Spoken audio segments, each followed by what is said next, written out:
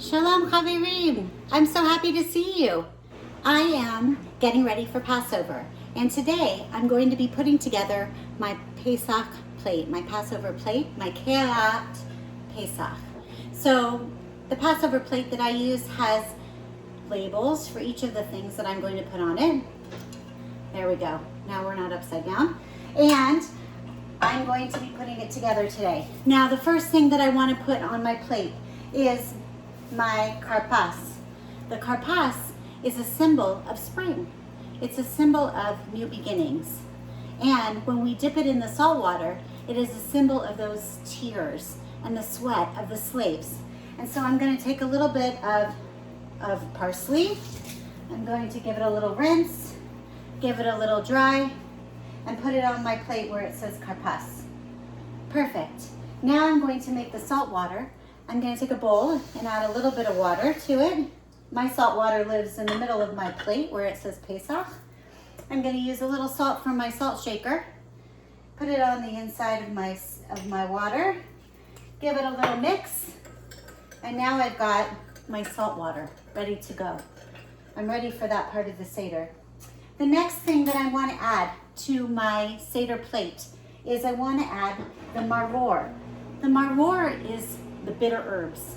Therefore, the bitterness of slavery. And so I'm going to take a little bit of my bitter herbs. I like this kind. There is white maror and there is pinkish, purplish maror. I tend to like this one. It has beets in it. So I'm going to put a little maror in a bowl and I'm going to add that to my Seder plate. The third thing that I'm going to add to my Seder plate this morning is my zroa, my shank bone. And we have the shank bone to remember the Paschal offering, the Passover offering, and also it's a symbol of God's mighty arm, that God took us out of Egypt and freed us from slavery. So I'm going to add the zroa to my Seder plate. The next thing that I'm adding to my plate is the beitzah. I took an egg that I hard boiled. I put it over an open flame. I made it a little bit roasted. It also is a symbol of the sacrifices that we made at Passover, and also a symbol of spring and new birth and beginnings. So I'm going to add the beitzah to my Seder plate. The next thing that I'm going to add is that delicious charoset that I made the other day. I brought out this charoset because this one is my favorite. This is the Sephardic charoset. And I'm going to take it and put some of it in a bowl.